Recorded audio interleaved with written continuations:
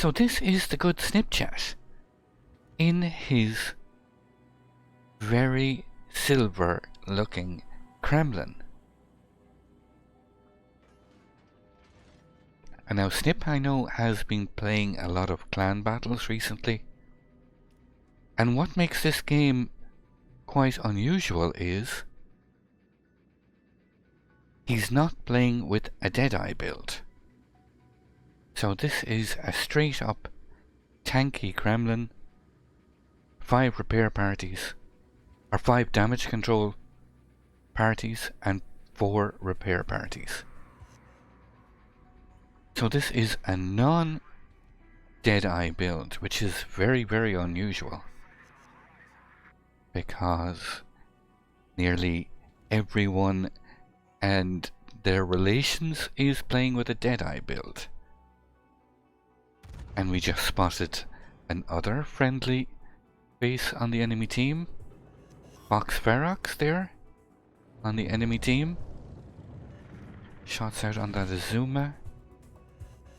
Tickles him, but at that range it's hardly surprising. Turns his focus on the enemy Smaland. Bursting there in the gap.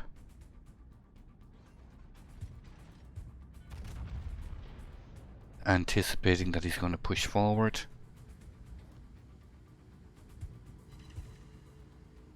Gets a reset, 2 overpens, 1 pen on that Smaland. Just over 4,000 damage.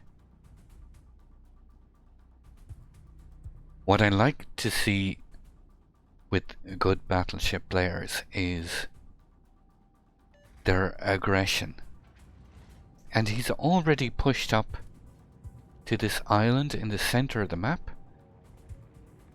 I mean, he's one of the most advanced battleships at the moment. Shots out on that Smaland again. Another 4,300. That Smaland is already down to half HP. It looks like a major push on the sea flank. See double Flandre, Azuma, Petropavlovsk, Thunderer. I would be very worried about torps at this moment in the time from that Smaland. Shots out over the island at that Azuma. He's showing broadside.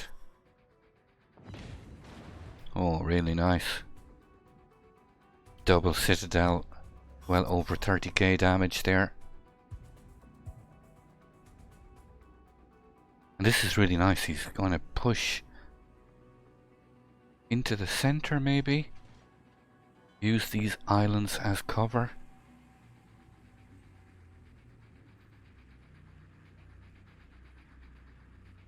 I think it's personally one of my biggest weaknesses when playing battleships is positioning after the initial stage. I mean, sometimes I'll get it right, and other times it's all about reading the flow of play and anticipating where you can get those broadsides while staying alive at the same time, of course. So he's going to push into this B cap, which is pretty aggressive right at the start. I mean, we're not even 5 minutes into this game. Kremlin is one of the most advanced capital ships here. Yamato is pushing up on his left. Kagero gets detected. Trying to gun down the gearing. Kremlin does benefit from very nice dispersion at close range. He really blaps that Kagero for over 7k. Kagero did get off his torps though. Gonna take that gearing. The gearing did eat the torps. Smaland over there. Smaland's gonna have to turn to get in front of that island. Does get undetected though. So now it looks like he's going to push out and use this island in front to maybe engage that Yamato. Though there's a Georgia on his left side. All those enemy battleships are pushing down towards the 10 line, it seems. He does blind fire that Smaland. No joy in this case though. It's not often he's been missing in this game so far. Comes the carrier. It is only a tier 8 implacable in this case. The game's pretty close. Both teams have lost 2 destroyers. That Georgia is unaware of the Kremlin here. He's pushing out and turning, exposing that broadside. Almost 25k.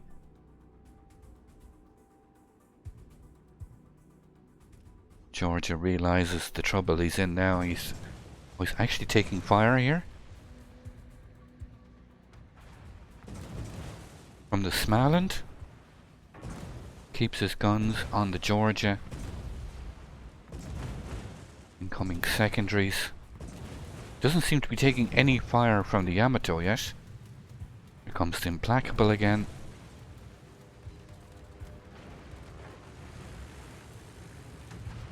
Strange that... Oh, okay, here comes a lot of torps. Oh dear.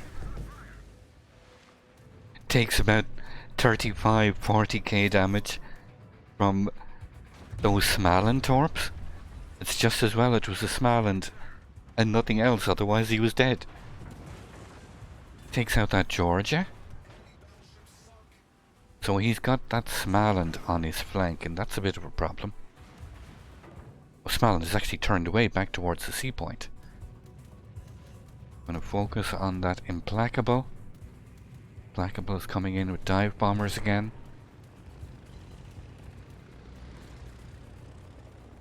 Whacks that. Oh, he's got a DD on his left flank, the Grossovoy.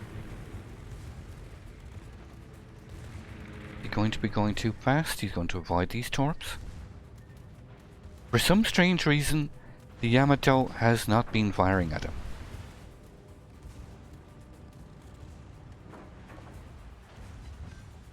Takes out that implacable. Yamato has woken up, it would seem. It's him for 19k almost. Fluid void. Is he going to show that broadside? He's turning, he's exposing that cheek. And that Yamato gets deleted. So now he's in between that Grossovoy. He's actually really low here. Just down to 4k HP. Turning away from that Grossovoy.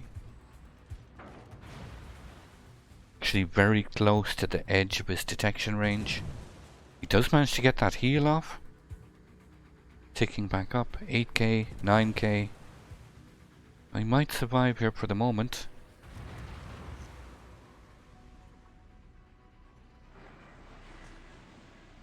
Tickles the Yamato wreck as she goes down. I think the enemy team has made a huge mistake here. They're pushing right down the 10 line, which allows the green team to take up a really strong position in the center. When you're down on capture points, pushing down either the 1 line or the 10 line, it's a very bad idea. The Flandre detonates the Jean Bar, so it's very close on ships. The green team just had a solid advantage holding the 2 capture points for the moment, and those points are steadily ticking.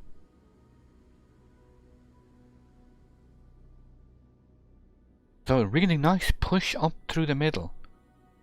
He did take an awful lot of torps. I think he took 7 torps in total from that Smaland. But he completely caught that Georgia off guard.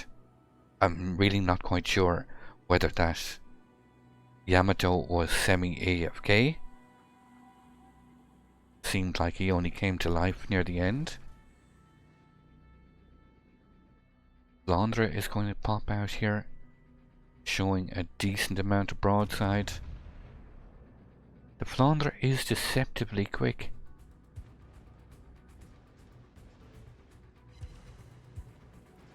Gets 7200.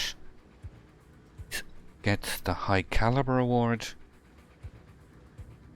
The Flandre is angling to the Yamato. He's got his secondaries firing. And he's still not paying much attention to this very dangerous Kremlin on his broadside. Another 11k. And you have to remember, this is all with a tank build Kremlin. This is a non-Deadeye build. And he's already up to 210k damage. The Flandre finally decides to angle. Takes 2900, just 5 ricochets there. Just 2 overpens.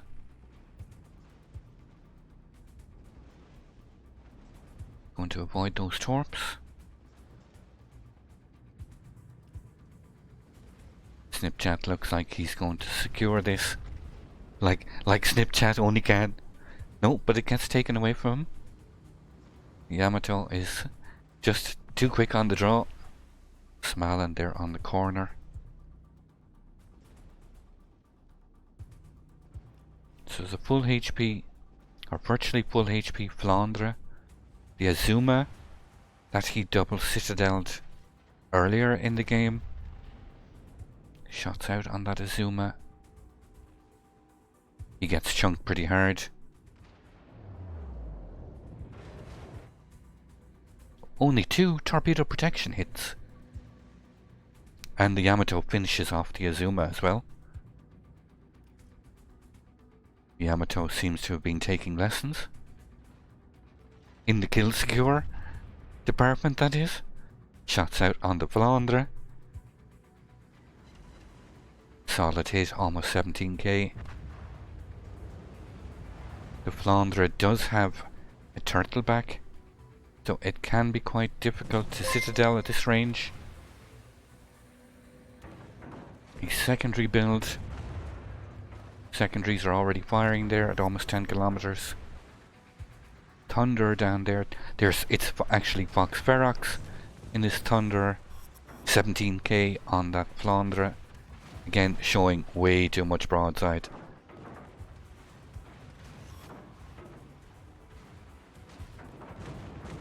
Incoming fire from the Thunder and secondaries from the Flandre. Another really nice salvo, 19k. Up to 267k damage. In a non-Deadeye build Kremlin. And he's actually in the spawn, in the enemy spawn, coming back towards his own spawn. So he's pushed up through B, up the 4 line, across the C line, and now he's pushing back into the C cap from the enemy spawn. So it's been quite an adventurous little push into the enemy spawn and back. Not something you see usually from a Kremlin. Normally you see them catch fire in the enemy or in the friendly spawn and burn down by the time they get to the capture point. The Grosavoy is chasing the Lexington there in the B cap.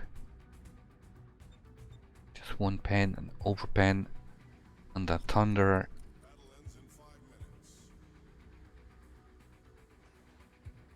He's attempting to get behind that island. He does get undetected, but those shells were in the air as he disappeared. Takes out that Thunderer. up to 279k damage, which is really quite a nice game so far. Considering this is all with a tank build Kremlin, a non-Deadeye build. It's very, very unusual to see any kind of non-Deadeye build at the moment. It's literally become the standard build for ships, for battleships, in this current meta. But Snip is showing it's not exactly required. Smaland is attempting to ambush him around the island. This is the same Smaland that put 7 torps in him earlier. He takes out the Smaland with his back on, gets the Kraken Unleashed award, gets a nice little bit of revenge on that Smaland. Grozovoi is taken out by that Hindenburg, and the game ends. I'd like to thank you once again all for watching. Don't forget to like, share and subscribe for more. Take a moment to check out some of my most recent videos and leave a comment below. And until the next time, keep sailing it like you stole it.